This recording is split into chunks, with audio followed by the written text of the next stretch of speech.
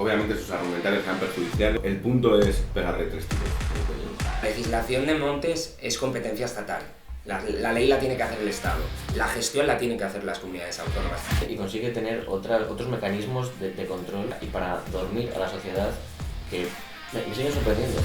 No es que el sistema pues haya ido deteriorándose hasta llegar a hacer... no, es que nos quieren seres productivos que se planteen pocas cositas y que puedan contribuir a... Es un sistema de control.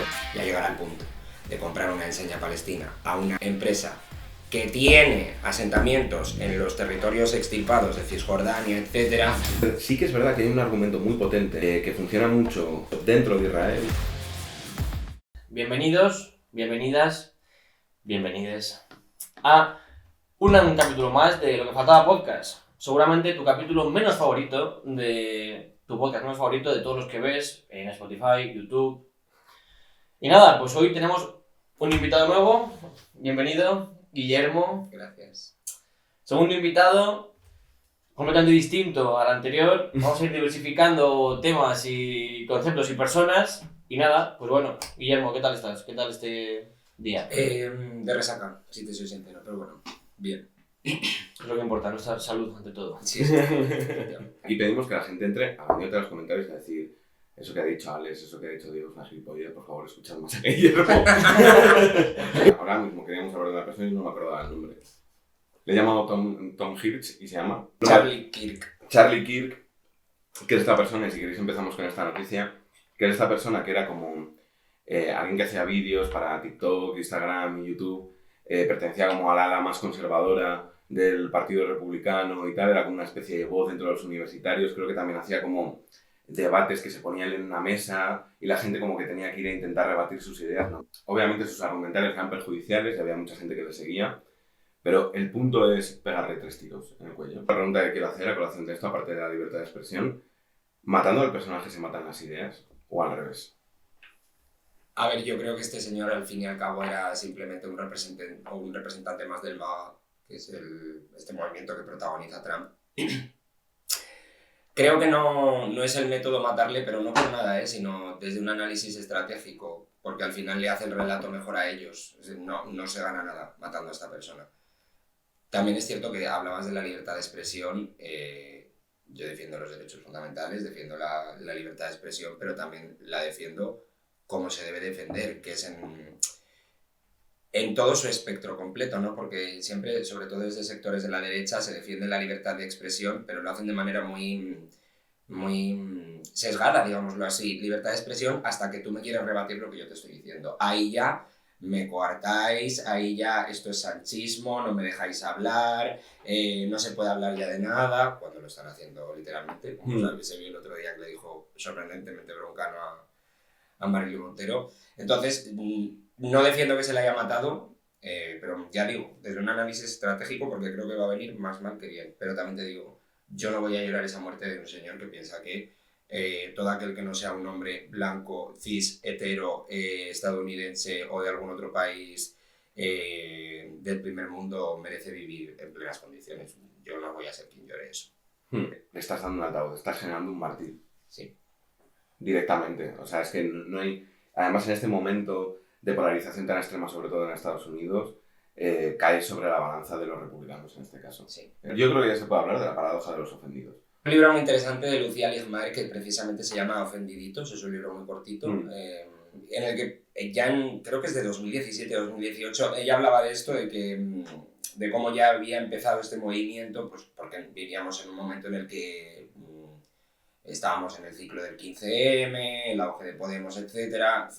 Ciertamente las políticas sociales estaban comenzando a prosperar. Y precisamente empezaban a surgir en ese momento minorías que decían es que sois unos ofendiditos, ya no se puede hablar de nada, etc. Y ella decía, tened cuidado, porque esta gente luego va a poder tener el rebufo de decir, uníos a mí todos los que os sentís reprimidos porque ya no se puede hablar de nada, porque ya nos están quitando nuestros valores, y esta minoría woke, que en esos momentos no era una minoría, se supone, ya no nos deja ni hablar. Y premonizó precisamente, efectivamente, lo que está ocurriendo ahora. Pero es que yo vuelvo a reiterar, a mí no me ofende que un facha me llame maricón de mierda, pues soy gay, ni nada de eso.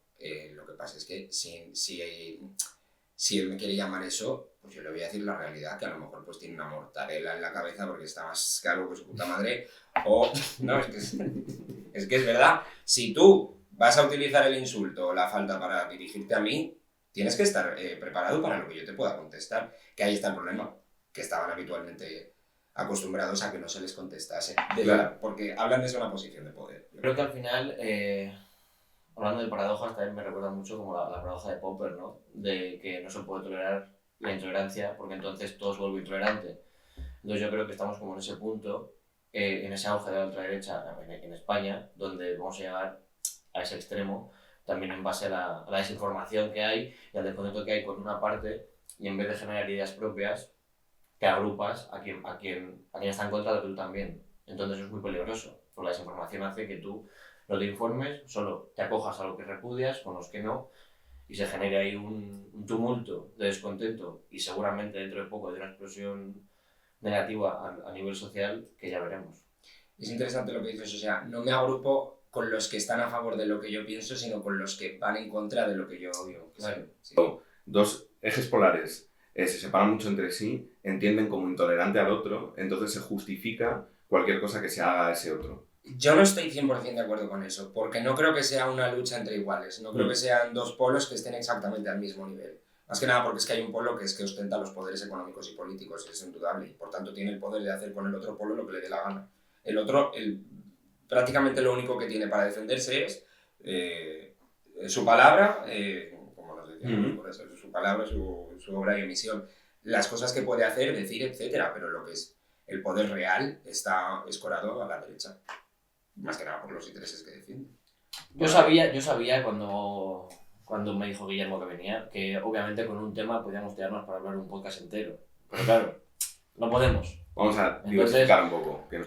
El PSOE ha bajado 4 puntos, el PP ha bajado 2,4, Sumar ha bajado 5,7 y Vox ha subido 5. Entonces, está ahí la cosa un poquito peligrosa. ¿Creéis que el fracaso, o sea, la subida de Vox es un fracaso del sistema democrático o una expresión legítima del descontento social? O sea, yo creo que es una tendencia medianamente habitual del capitalismo, que ahora lleva otro nombre, pero siempre se ha dado. Porque en ciertos momentos de la historia, digámoslo así, las fallas de la socialdemocracia, la incapacidad de la socialdemocracia para responder a las demandas reales que tiene la clase trabajadora hace que el descontento crezca y que se vaya depositando este descontento en confianza en la ultraderecha. Pero es que viene pasando desde la Segunda Guerra Mundial, luego por mucho que llevasen las siglas del partido, ¿cómo se llama este partido?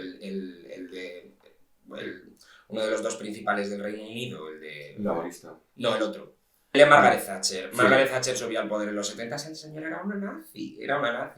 Es verdad. Viene dándose esto habitualmente y yo creo que en parte se debe, pues eso, a la incapacidad de los partidos parlamentaristas socialdemócratas de responder a las demandas reales que tiene la población de clase trabajadora, y también, que esto sí que creo que tiene mucho que ver, el momento en el que nos ubicamos con el modo de utilizar las redes sociales y la difusión de bulos por medio de, ya no solo de redes sociales, sino hasta de medios de comunicación que hasta ahora se suponían fiables. ¿Crees que había que regularlo por ley? Hombre, es que está regulado. No, pero digo las noticias falsas por redes sociales. Que tú subas y te pongas a hablar de que Sánchez se ha reunido con Putin para decidir conquistar otra vez la isla del Perejil. O... Esa ya está con... Esa ya está con la... Joder, Gibraltar, ¿sabes? Por ejemplo. A veces es como... Eso es mentira. Sí, regulado está. O sea, en la Constitución, en el artículo 20, dice que hay libertad de comunicación veraz. Y veraz quiere decir que tiene que haber habido detrás una cierta investigación, por mínima que haya sido, para intentar constatar que lo que tú vas a soltar es cierto. El problema es que el desarrollo legal que eso requiere, pues no se da. Y también es que es verdaderamente difícil regular algo como las redes sociales, que pueden tener difusión en tu país estando... habiendo sido divulgado ese mensaje desde cualquier otro punto del planeta en el que evidentemente tú desde el Estado español no puedes intervenir.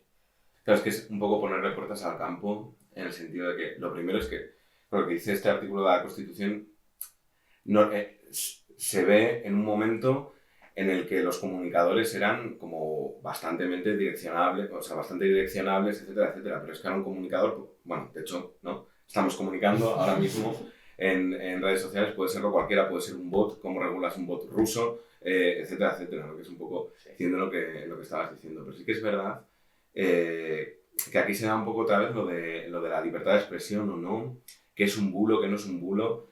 Yo creo que es un desafío, tanto jurídico como político que tenemos ahora mismo, ¿no? Pero es que siempre en derecho nos enseñan que es verdaderamente peligroso legislar en base a casos concretos que se hayan dado. Las leyes se tienen que hacer bastante en abstracto para que se puedan subsumir en una multiplicidad bastante grande de casos. Por eso me parece peligroso, pero es que al mismo tiempo es que yo no tengo la solución a esto. Si la tuviésemos, a lo mejor ya lo hubiese puesto sobre la mesa. Es que esto es, yo creo que el problema más grave con el que nos enfrentamos a día de hoy. Sí, se realiza mucho con el problema, que fue un debate que a lo mejor es como más de hace 10 años, pero el tema de la posverdad. Teníamos una sociedad previa que había relativizado muchísimas cosas, entonces bajo esa tierra puedes sembrar este tipo de bulos diciendo, bueno, esto es como es tu opinión, ¿no? Y esta es la mía, ¿por qué no tengo yo derecho a decir que la tierra es plana? ¿Por qué no tengo yo derecho a decir que Sánchez es masón y que obviamente se reúne con la masonería internacional, etcétera, etcétera? Claro, es que es como, bueno, es mi verdad, ¿no? Y hay que tener también cuidado porque direccionalmente lo de es mi verdad valió para justificar como ciertas cosas que a lo mejor nos parecían positivas, pero ahora no tanto. Entonces, bueno, hay que tener también a veces que tener cuidado con estos dobles filos. Y también yo creo que hay que tener cuidado con los bulos, ya no solo porque lo que digan son mentiras, sino porque también te dirigen el debate hacia donde ellos quieren. Y eso es muy peligroso porque luego no se termina hablando de las cosas reales, los problemas a los que nos enfrentamos todas y todos en el día a día, sino de las mierdas que se dan entre los principales partidos que gobiernan los distintos territorios de España a día de hoy. A mí no me interesa con quién haya cenado una persona, a mí no me interesa los gustos de la ropa de la ministra de Trabajo. O sea, yo quiero hablar de por qué estamos tantísimo tiempo trabajando y parece que nuestra vida solo sea el trabajo, por qué no nos podemos permitir una vivienda digna, etc. Y, sin embargo, con los bulos te arrastran el debate hacia otro sitio que verdaderamente no es, a mi modo de ver, lo que le importa a la gente en su día a día, pero hacen que les importe. Yo creo que hemos desarrollado como un generador de bulos social y eso viene por la falta de educación crítica que recibimos desde pequeños. O sea, porque no recibimos una educación que te replantee las cosas, que te haga investigar. Simplemente asumimos, devoramos, vomitamos, sacamos un título, trabajamos, nos jubilamos y nos morimos. Entonces, yo creo que ahí viene el problema. Yo creo que la raíz del problema es que la educación que recibimos ya nos educan para comerte ese bulo, para poder comértelo y creértelo. Eso es como la tierra es plana. Vale, si lo dice este cantante o esta actriz o esta persona que sigo, ¿por qué no va a ser plana la tierra? No me voy a dedicar a investigar por qué la tierra no es plana. ¿Pero tú crees que entonces el problema es nuestro por no estar bien educados o del sistema por no habernos educado bien? Del sistema, claro. O sea, porque esto no es, o sea, no creo que sea como la que viene antes, el huevo o la gallina. O sea, el sistema, o sea, al final los sistemas socioeconómicos están antes que las personas porque al final ya de por sí generamos sociedades, generamos... No, totalmente de acuerdo Sí. con lo que, o sea, como casi sociólogo, totalmente de acuerdo con lo que dices. O sea, es primero la sociedad la que determina después al individuo. Sí. Y quien diga lo contrario, esta gente, von Hayek, von Mises y tal, pues están equivocados, punto. También yo creo que eso, o sea, está premeditado, no es que el sistema pues haya ido deteriorándose hasta llegar a hacer... no, es que nos quieren seres productivos que se planteen pocas cositas y que puedan contribuir a... Es un sistema de control. O sea, Claro. al final tú puedes controlar más una mente débil que una mente fuerte y que se reparte las cosas. Es como ver, tienes que trabajar 50 horas. De acuerdo, las que tú quieras, jefe. No, Claro. voy a trabajar solo 5. ¿Por Claro. qué? Porque me está explotando. Pero, claro. Y yo también creo que desde los años 60 hasta ahora se suma a... Ya no solo es que el sistema te quiera un poco alelado para que puedas trabajar todo lo que te necesite, etcétera, sino que también te quiere alelado para hacerte un consumidor acérrimo, es decir, cada vez creándonos más necesidades sin plantearte si verdaderamente esas necesidades son reales, si tienes que gastarte el poco dinero que te pagan para volverlo para volvérselo a dar a ellos, etc. Y sobre todo para tenernos individualizados, porque sabe que la masa obrera una vez está unida y da un poco un golpe en la mesa es cuando de repente se tambalean sus pilares. Entonces la solución es un poco organizarse, ¿no? Sí, la solución debería ser la revolución, pero... Sí. La vivienda. Obviamente la vivienda debería limitarse legalmente el precio del alquiler, ¿no? ¿Opináis? Pues, obviamente sí. ¿No? O sea, obviamente se tiene que regular porque, o sea, lo que no pueden, esto es economía básica, lo que no pueden es estar subiendo los precios de los bienes fundamentales, que ha subido el IPC, que han subido todas las tasas de precios y que nuestros salarios se han subido por debajo del 10% de esto. O sea, si tú subes un 100% los precios, es decir, se doblan, incluso a veces se triplican, como ha pasado con el caso de la vivienda, y nosotros tenemos la clase trabajadora, obviamente, menos poder adquisitivo, pues es imposible que vivamos. Además, la especulación con la vivienda, ya nos dirá qué le parece a Guillermo, pero la especulación con la vivienda es especialmente sangrante para la clase trabajadora porque no puedes no vivir en un lugar. Total.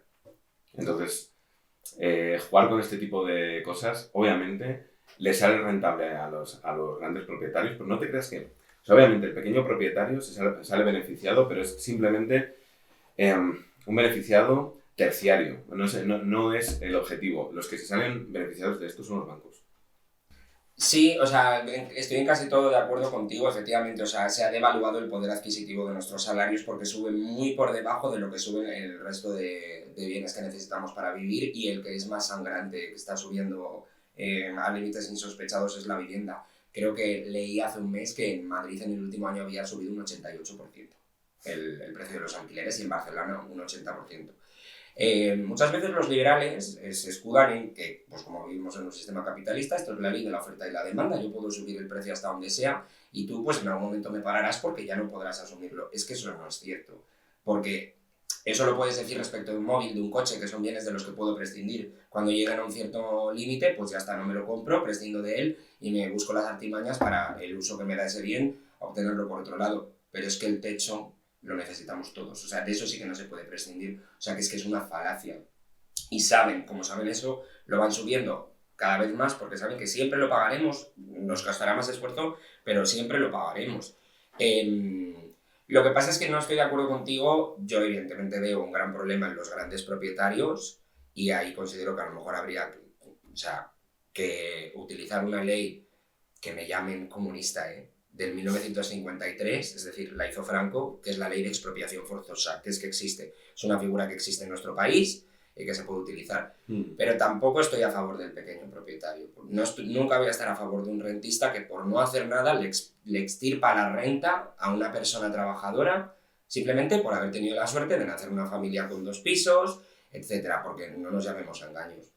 Nadie que no venga con posibles desde nacimiento tiene la capacidad de comprarse ya no 1, sino 2 o 3 o más pisos en su vida, según está el precio de la vivienda, también de las hipotecas a día de hoy.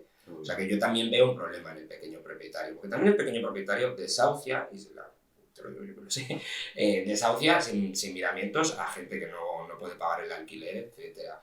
Que creo que sí que por lo que debemos comenzar, y lo que es el gran problema y es más sangrante, porque además son los que más se aprovechan, ¿es el gran propietario? Sí, pero cuidado con el pequeño propietario también. Sí, no, claro. O sea, totalmente de acuerdo, ¿eh? En realidad yo cuando me refería a los pequeños propietarios decían que no son el objetivo de la subida de los precios. O sea, que ellos no son unos lobistas porque no tienen la capacidad, de momento, gracias a Dios, de organizarse. Los pequeños burgueses, rentistas y demás. Pero se aprovechan del rebufo, ¿eh? Eso sí, completamente. Ven que todo sube, lo tienen puesto en una inmobiliaria, la inmobiliaria les asesora, les dice, nada, oye, mira, esto es lo máximo que puede subir tal, pero inténtale meter más del IPC en esta subida, que seguramente te diga que sí. Y si no, no reformes la casa. Y le dices, si quieres que te arregle los desperfectos que tienes, te va a tocar asumir un 7% de subida del precio del alquiler, a pesar de que sé que es ilegal. Y claro, la gente tiene miedo de verse sin vivienda y al final, pues, comulga con carros de molino.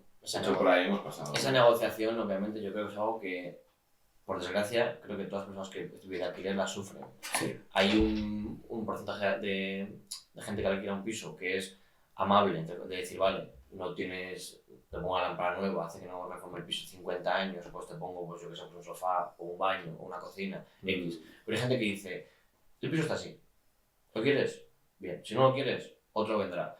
Y si quieres esto, de acuerdo, yo te lo hago, pero vas a pasar a pagarme 100 euros más, ¿qué te parece? Y tú dices, me pareces un desgraciado.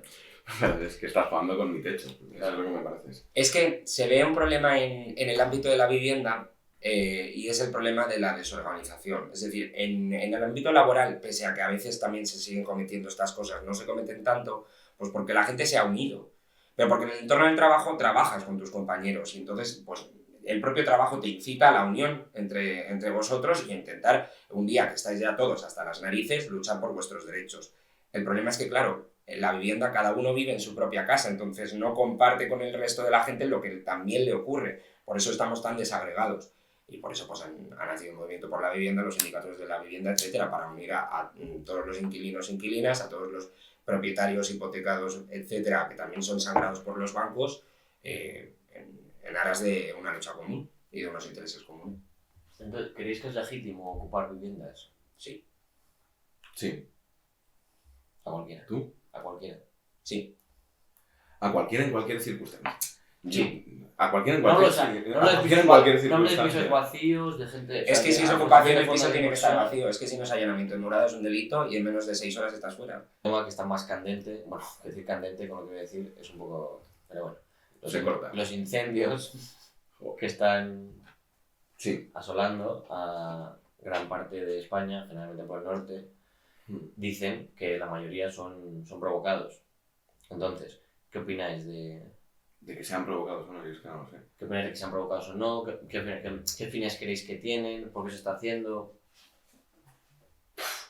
No, es que es muy especulativo hablar de esto en estos términos. Quiero decir, o sea, Sí. es verdad que tradicionalmente en España en Galicia ha habido un programa tradicional con esto, porque cuando Aznar aprueba la ley de suelo, a partir de ahí de repente empiezan a aparecer un montón de incendios, ¿no? Que pocos años después se recalificaría ese suelo, porque con la ley de suelo se podía recalificar ese suelo forestal después de la quema, y aparecían hoteles, urbanizaciones, etcétera, etcétera. Yo no creo que este sea el caso, pero no lo sé tampoco, o sea, podría ser, porque ha pasado de todo en este país, obviamente. No creo que sea el caso. Y no, o sea, yo creo que la cosa es el abandono del medio rural. O sea, creo que es uno de los temas que más influyen en esto, el abandono del medio rural y también la falta de previsión que ha tenido, por ejemplo, el gobierno de aquí de Castilla y León, la falta de previsión y de dotación de medios a los profesionales para llevar a cabo la limpia, etcétera, etcétera. De hecho,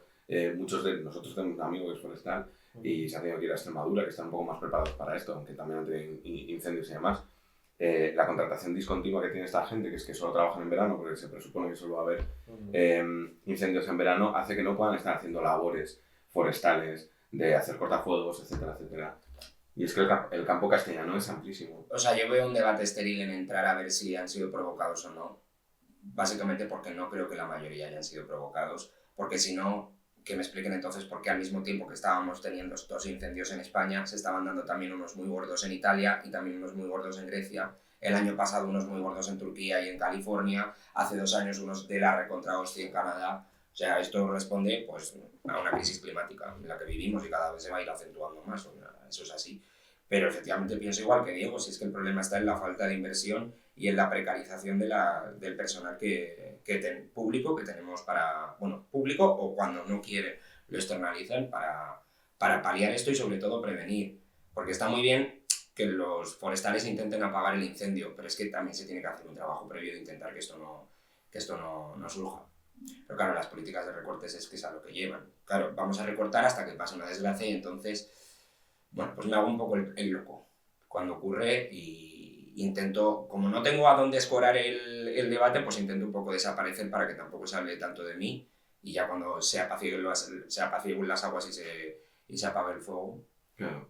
a ver qué ocurre en las siguientes elecciones castellano-leonesas. Como al final, derivar las competencias siempre a las comunidades, se está viendo que no está yendo bien. O lo están gestionando mal. Cuidado, con ese debate yo no sé si entraría en la descentralización, desconcentración, no sé. O sea, yo la descentralización a veces la veo útil, es decir, hay ciertas políticas que es mejor desarrollarlas en el territorio porque los territorios no son iguales, o sea, no es lo mismo el tratamiento de las zonas de montaña que hay que dar en Canarias que el que hay que dar en Galicia. efectivamente, el problema es que cuando tenemos gobiernos ineptos en cualquier sitio donde mires de este país, pues claro, pues ocurre lo que ocurre, que creo que hubiese pasado un poquito igual si se hubiese dado desde una gestión nacional. Te soy sincero, porque esto responde a una política prolongada de recortes, no es un momento puntual en el que hay que tomar una decisión. Claro.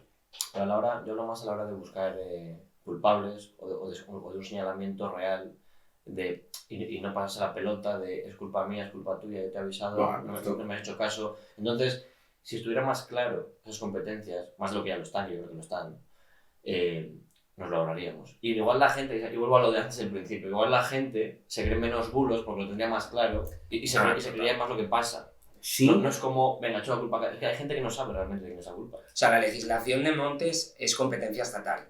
La ley la tiene que hacer el Estado. La gestión, que es que no es lo mismo, esto cuando yo daba clases de legislación esto lo explicaba mucho, no es lo mismo legislar que luego desarrollar esa legislación y llevarla a la práctica. La gestión la tienen que hacer las comunidades autónomas, está derivada, está descentralizada en las comunidades autónomas. Por tanto, los culpables, aunque no me gusta hablar en estos términos, son claros. La Junta de Galicia, la Junta de Castilla y León, la Junta de Extremadura y la Junta de Andalucía. Punto. Simple. Efectivamente. Sí, o sea, pienso como tú, pero creo que quería quedarlo claro. Que la gente a veces se tendría que leer el artículo de deberes para quien esté viendo esto. El 148 y el 149 de la Constitución. Ahí lo explica muy bien. Eso es. Aquí mandamos a hacer cosas. Es lo que importa. Esto pasa mucho en este podcast. ¿Sí? De repente, pum, deberes. Os decimos que tenéis que hacer esto porque es lo, yo qué sé. nos apetece ahora que... No, pero bueno, que es importante saber eso. Y si alguien tiene dudas jurídicas, podéis poner en Instagram aquí. Hombre, por supuesto. En el doobly-doo. Con el modelo que tenemos, es que yo no quiero entrar demasiado en el modelo de autonomías y tal, porque me parece un poco desastroso, o sea, me parece como que está entre dos mundos, cabalga entre la federación y entre el modelo centralizado, entonces, porque hay veces que, por no saber qué está desconcentrado y qué está descentralizado, hay una como duplicidad de funciones, ¿no? Y como que el Ejecutivo, siempre cabe la posibilidad, y este argumento siempre va a surgir, de que el Ejecutivo y de que el Gobierno central tiene la culpa, porque siempre hay una posible extrapolación jurídica al gobierno central, porque podría haber estado de emergencia, podrías haber hecho... Entonces, ese argumento siempre va a existir, no sé si es... Y aún más entiendo que la gente se confunda, porque es que no todas las competencias están descentralizadas a todas las comunidades autónomas. Es que hay algunas que tienen unas competencias que otras no tienen, que respecto de otras retiene el Estado central. Por eso yo mismo... No me las sé todas, es decir, cuando veo alguna de estas polémicas tengo que bucear en la legislación, tengo que mirar a ver los estatutos de autonomía de cada comunidad autónoma y mirar si tienen esa competencia o no, porque ahí es donde nos los... Yo creo que el tema como más boom social que ahora mismo, y también, ¿qué opináis de que el genocidio en Gaza se está empezando a convertir en una moda? Y en un, aunque decís, sacacuartos, y que el capitalismo está comercializando, ya de hecho, como pasó con la cara del Che venderla en Primark, o como otras cosas otros movimientos que generalmente nacen de una parte y se trasladan a otra, simplemente para buscar un beneficio y un rédito ya no político, solo económico. Como por ejemplo, ahora está en auge la venta de pines de sandía, de camisetas de una sandía, de llévate por parte de grandes empresas, ¿no? Por parte de grandes empresas, claro. O sea, que un colectivo o que, obviamente, alguien genere un contenido y ese dinero lo destine, me parece estupendo y genial y es algo que me parece que hay que hacer. Pero eso, pues Primark o marcas externas mucho más grandes empiezan a sacar ropa, complementos para beneficiarse ellos. Entonces, ¿esto a dónde va a derivar? ¿O cómo lo veis? El capitalismo no entiende de moralidad alguna. O sea, entiende de esto se vende. Si entramos un poco más en los motivos sociológicos de por qué pasa esto, hay una especie de americanización de nuestras sociedades, porque en la sociedad americana, desde hace muchísimo tiempo, existe esta figura de slack activism, creo que es, ¿no? Que es en la que hay una especie de activismo selfie que emerge con Facebook, etcétera, etcétera, y después con el resto de tal, que es como, mi estatus, esto pasa muchísimo en las universidades norteamericanas que son muy diferentes a las nuestras, mi estatus y mi posición moral la determino por qué causas defiendo. El nacimiento de los aliados, También.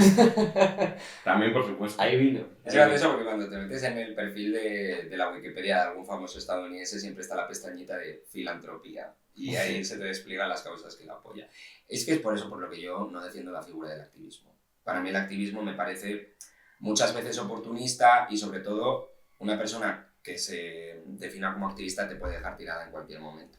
Porque va a defender tu causa por estética y además la va a dejar abandonada en cuanto ya le deje de interesar. Por eso yo lo que defiendo es la figura de la militancia. Tiene que haber una ideología política férrea detrás, es decir, ideada dentro de la masa, porque el activismo suele ser individual, es decir, yo hago 3 cositas y ya está. Sin embargo, la militancia es con un grupo, está pensada y tú eres parte de todo el eslabón de una cadena. Y todo esto porque venía, ya se me había olvidado. Por lo de Palestina.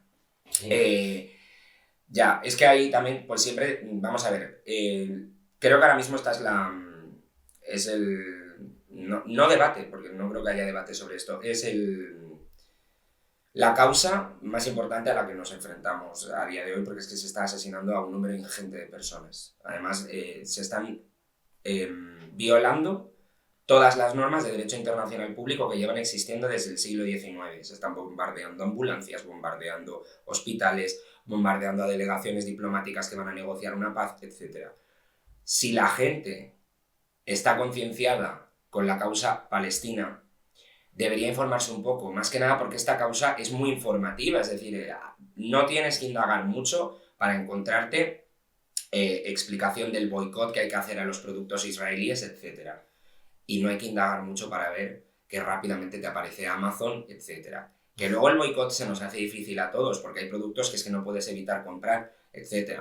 Siempre, igual que decimos los vegetarianos y los veganos, es mejor ser un poquito vegetariano que no serlo nada. Pues es mejor hacer un poquito de boicot que no hacer nada. Pero hombre, ya llegará al punto de comprar una enseña palestina a una empresa que tiene asentamientos en los territorios extirpados de Cisjordania, etc. Hombre, me parece grave. También volvamos a ser un poquito el do it yourself, que no te encuentras ninguna bandera palestina por tu ciudad, te la pintas en un trozo de lona, que no es tan difícil. Ya está. O sea, si la cosa es tener el símbolo, ¿qué más da que esté en una tela óptima, etcétera? Pero hay que informarse un poco, sobre todo en una causa tan importante, hay que informarse un poquito. Y muchas veces no requiere de una información que tú vayas a buscar activamente, que es que la estamos bombardeando por redes sociales, que es que te tiene que llegar, de alguna manera te está teniendo que llegar. A todos nos ha llegado, yo creo. Sí. Hay una aplicación muy buena que se llama No Thanks, que te permite escanear cualquier producto o poner el nombre de cualquier marca y te dice si apoya o no al Estado genocida. Otros deberes. Más deberes, sí. Más para la parte del recomendador. Yo estoy totalmente de acuerdo con el tema de lo del activismo. El activismo es una forma de consumo más. Total. Entonces se acabó.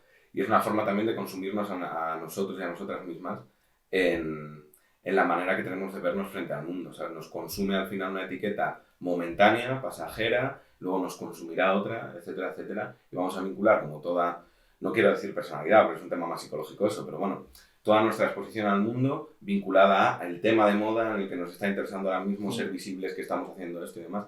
Es mucho más útil hacer boicot que llevar una bandera. Sí, por ejemplo. Pero vamos, que tampoco estoy culpabilizando a la gente activista, que yo estaba ahí. O sea, yo soy un activista por los derechos LGTBI. Hasta que me di cuenta y dije, ¿y yo qué consigo poniendo 2 publicaciones en Instagram si es que no se consigue absolutamente nada? Si es que en el colectivo es donde está la respuesta, hay que colectivizarse. Y el activismo, pues como decía antes, es individualista.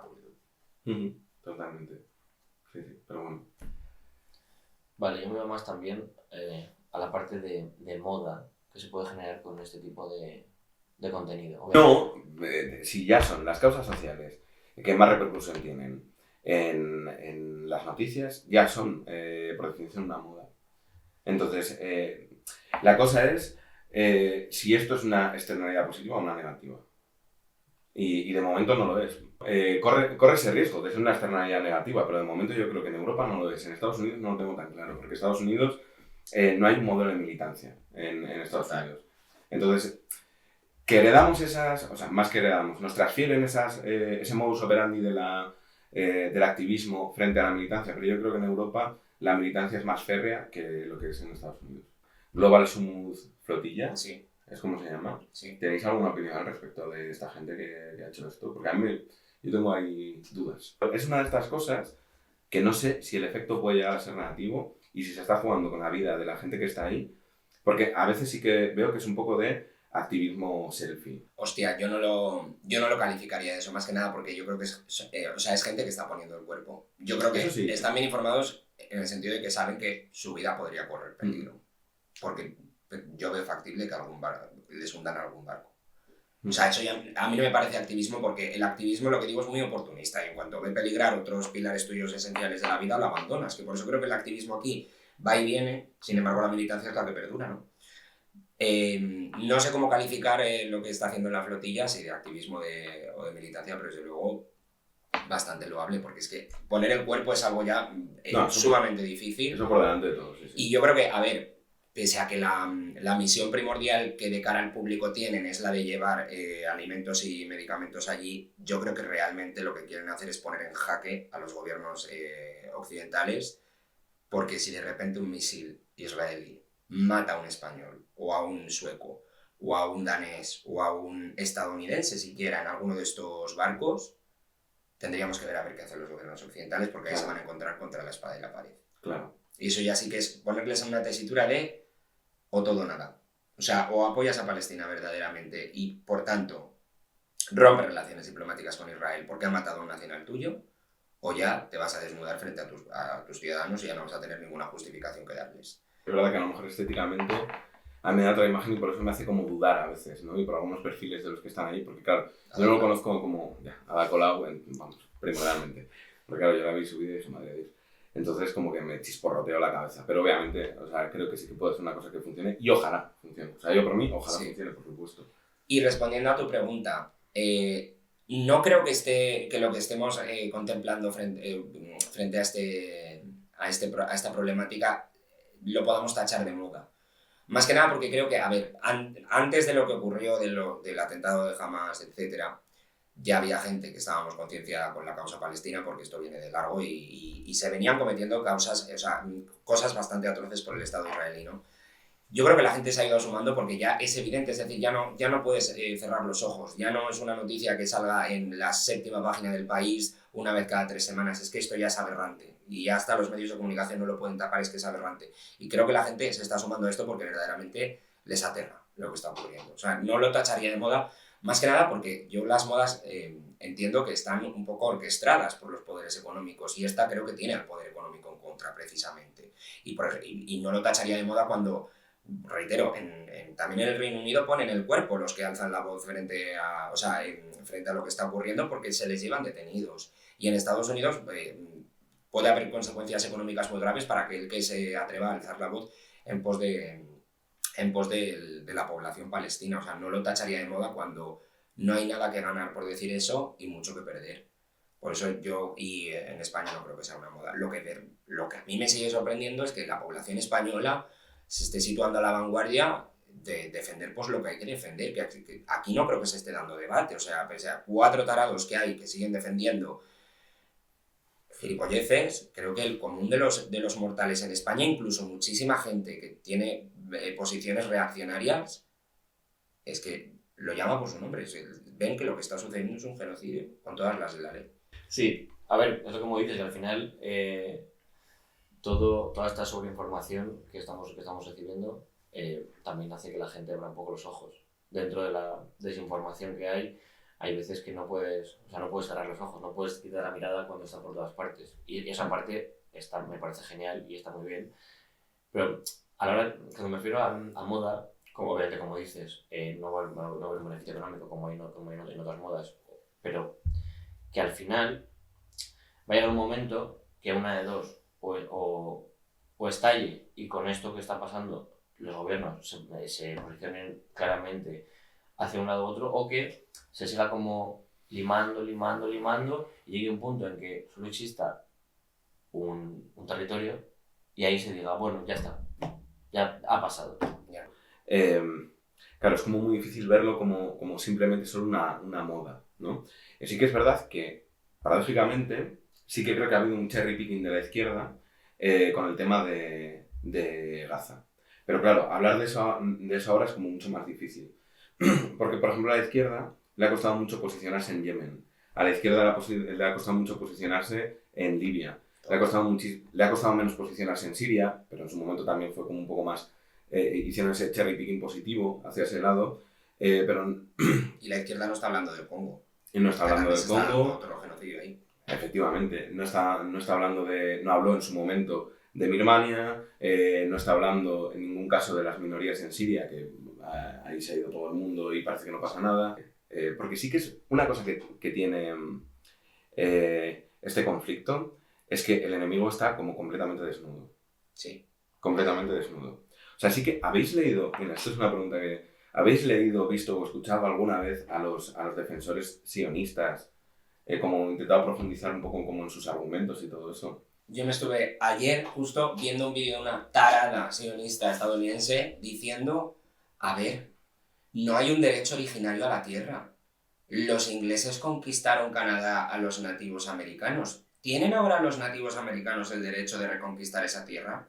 ¿Tienen ahora los aborígenes australianos el derecho a reconquistar esa tierra? No. ¿Y por qué tendrían entonces los palestinos el derecho a reconquistarla? También te van a lo de que las no sé cuántas tribus de Israel tenían esa tierra originariamente y los romanos la quitaron. O sea, es que no. O sea, además son argumentos, yo creo que muy rebuscados. Intentan rebuscar muchísimo para dejarte en jaque y no saber qué responder a su argumentario procedente del siglo VII a.C.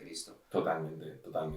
Aparte de hacer como esta historiografía de lo que fue Palestina o de lo que no fue Palestina, es como si lo que está pasando es lo que estáis haciendo. O sea, más allá de lo que de quién sea el derecho originario, ¿no?, de esas tierras, o sea, es lo que estáis haciendo. Y más allá sí que es verdad que hay un argumento muy potente que funciona mucho y resuena mucho dentro de Israel y dentro de las posiciones como más judías ortodoxas, etcétera, que es la cesión de territorios en 2005-2006. Que ellos dicen, ya les dejamos a los palestinos, retrocedimos como un poco nuestras fronteras, lo que habíamos colonizado en algunos casos, etcétera, como ya les dejamos como el intento de gestión a la Autoridad Nacional Palestina y al final Hamas, terroristas, etcétera. Entonces, eso resuena mucho dentro de Israel y legitima muchísimo al gobierno de Netanyahu. Pero es que es falaz. O sea, hay un periodista que está afincado en España, pero él es originario palestino, que se llama Murad Odeh, y él explica lo que era vivir en Palestina antes de la ocupación, lo que era vivir en Cisjordania, que era un queso gruyère. O sea, explicaba las 3 zonas que había y te decía, vamos, como él lo decía, dice, un niño para ir a la escuela a lo mejor se podía tirar 5 horas perfectamente en pasar los 2 checkpoints que había desde su casa hasta la zona donde estaba la escuela, porque le podían hacer... Bueno, si es que se viralizó un vídeo de un soldado israelí comparado con una escena del pianista que le decía a un palestino, tú no puedes estar aquí, la calle no es tuya, te tienes que ir aquí, etc. O sea, es falaz, ese argumento es falaz. Les hemos dado territorio, no y sí, pero ¿en qué condiciones se lo habéis dado, no? Encima todo el rato teniendo que retroceder. Yo creo que también, respondiendo a lo que preguntaba antes Alex, si lo queremos llamar moda, creo que aquí se está dando este movimiento porque la población española cada vez más, como nos tienen muy idiotizados, porque nos tienen sometidos al trabajo y al consumo y con poco tiempo para poder informarnos, etc., a preguntas muy difíciles le buscamos soluciones muy sencillas y normalmente entonces son soluciones que no son ciertas o tienen muy poca parte de verdad porque a preguntas difíciles hay que darle respuestas complicadas, eso es así. Sin embargo, es que aquí la respuesta es tan sencilla, o sea, es que no hay manera de... Se puede, evidentemente, deshilachar muchísimo y extender, pero es que la respuesta es muy sencilla. Lo que está sucediendo, se está matando a muchísima gente y se les está expulsando de sus lugares indiscriminadamente. Que también quiero aprovechar para decir que hablamos mucho de las muertes de los niños y efectivamente lo veo horroroso porque son personas totalmente inocentes, pero es que también son inocentes el resto de población civil que son mayores de edad, que no tienen nada que ver con este conflicto y que recordemos otra vez más que jamás lo financiaba el Estado israelí, porque les convenía que hubiese una posición muy extremista que pudiese hacerles el juego y justificar la invasión. Y que al final entre Fatah y Hamas se fagocitaron los unos a los otros en muchas zonas, entonces la típica intervención que hacía la CIA, que esto al final lo ha hecho Mossad y demás muchas veces, de decir, bueno, tú genera dos... Esto lo dijo... La Operación Cóndor. Claro, totalmente. Esto lo dijo... no me acuerdo cómo se llamaba, el primer infiltrado en la CIA en el extranjero, que fue en Italia, para desmantelar, iba iglesia desmantelando, porque en las iglesias donde se reunía la gente del PCI, del Partido Comunista Italiano, y entonces enviaron a un solo tío para hablar en las iglesias de cómo el Partido Comunista Italiano era anticatólico, etcétera, etcétera, no sé qué, no sé cuál, y profanaban tumbas, esto. Esto de manera metafórica también se ve muy bien en 100 años de soledad. Ahí lo explica Gabriel García Márquez, cómo Estados Unidos rara vez te va a hacer la guerra confrontada, te va a infiltrar a la gente para que entre tú, o sea, entre vosotros lo hagáis solito y ya él se encuentre el campo yermo y pueda llevar ahí a sus empresas para que puedan estirpar todo lo que Si es posible, el socialismo, hablando de socialismo, en el siglo XXI. Hombre, yo creo que posible puede ser. Lo que pasa es que hace falta trabajo y tenemos que poder imaginarlo. Pero yo como comunista tengo que creer, porque soy comunista, tengo que creer que es posible. O sea, Lenin, por ejemplo, él hablaba de que ni él ni sus nietos verían jamás la revolución. Y sin embargo, mira lo que ocurrió, ¿no? Y él se encontraba en una tesitura bastante más complicada, que estaba en una autocracia zarista, propia del antiguo régimen, es decir, ni siquiera era el escenario que Marx planteaba de un país desarrollado, burgués, etc. Tiene que ser posible, si no, pues no lucharía por mis ideas como lo hago. Yo sí que lo creo posible. Y que la militancia se tiene que hacer con esperanza. Yo creo que si no tienes esperanza no militas. Ese es el problema. Una base muy cristiana del comunismo, eso. Sí, pues, la fe. Sí, Marx hablaba... No es fe, o sea, creo en algo que sé que es posible socialismo no se ha dado nunca. O sea, es decir, al paraíso comunista no hemos llegado jamás. Ni siquiera un socialismo real, como se dice, de la URSS, etcétera, o China, no ha habido experiencias. Una etapa intermedia, o sea, no sé, y lo que hay ahora mismo en China no es socialismo, pero yo tengo que creer que es posible. Pero eso, por definición, yo lo llamo fe. No es fe, es creencia, pero es verdad. Unas creencias... Marx decía que era necesaria. Una cosa que no ha existido, entonces es fe. Sí, en las tesis sobre Feuerbach, Marx sí que hablaba directamente de que era necesaria la esperanza y que la esperanza era una base judio-cristiana de lo que él planteaba como socialismo. A la esperanza le sumo el compromiso, porque no soy reformista. O sea, claro, el hecho de ser comunista implica que no puedo creer que esto se va a hacer solo. Tiene que haber un compromiso. Para eso está la militancia, ¿no? Si no, militaría en el PSOE. Así de claro. Buena militancia esa. Militancia activa, pero a ratos. Militancia de reunión y café.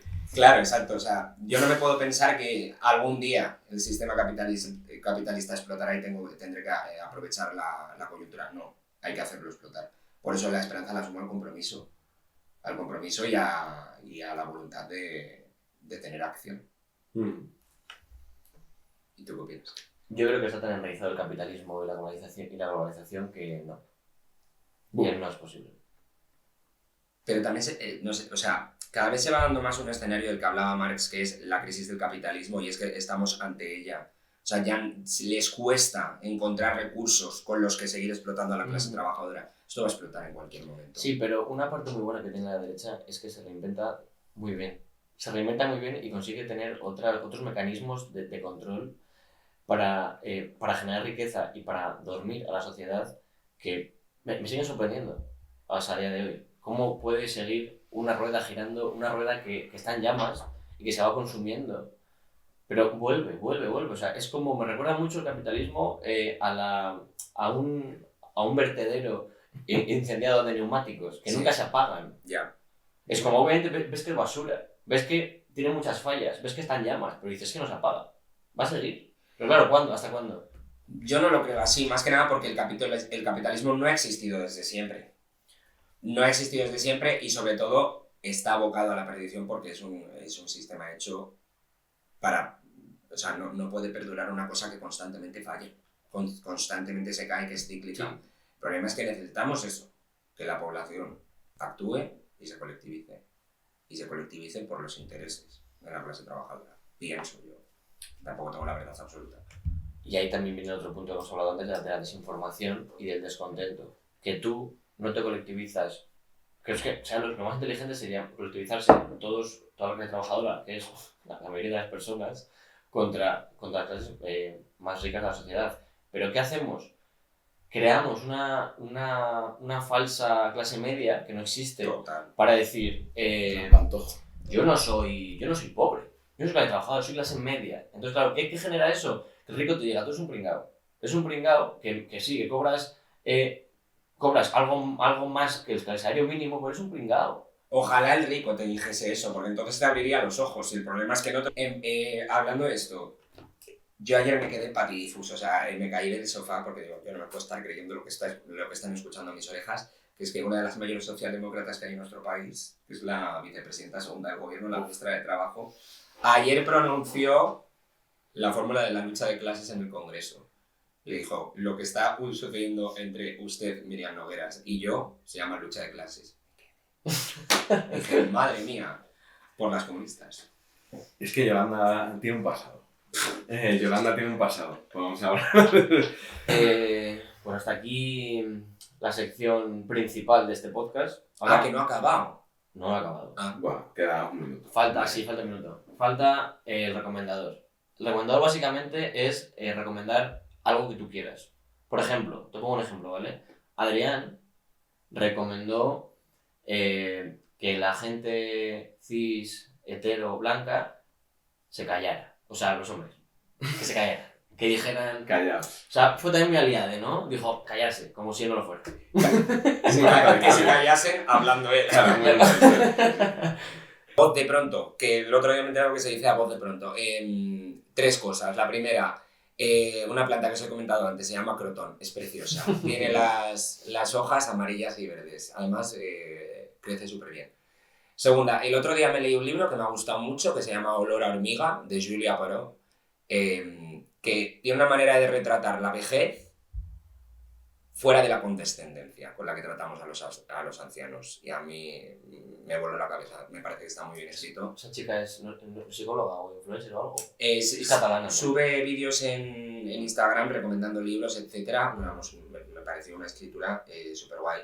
Y bueno, pues la tercera es que militéis en organizaciones comunistas que verdaderamente crean en la lucha de la clase obrera desde la clase obrera y no desde el reformismo de mierda. Y ya está. Todo esto os voy a recomendar una película que se llama El Reino, de Sorogoyen. Está basada en la trama Gürtel y el caso Bárcenas, o sea, es de política. La película puedes encontrarla en HBO y el protagonista es Antonio Latorre, actorazo. Muy bien, la verdad. Pensé que no la había visto, pero cuando has dicho digo, así que la he visto. Sí. Bueno. Está bastante bien. Vesla, justo. Está bastante bien. No te gustó. En absoluto. Por Pero eso, está guay, es el recomendador y no el debator. Sorogoyen, un director muy aliado de... Como dijo un grande de España, Moco. las decisiones se toman en el momento de tomarse. M. Rajoy.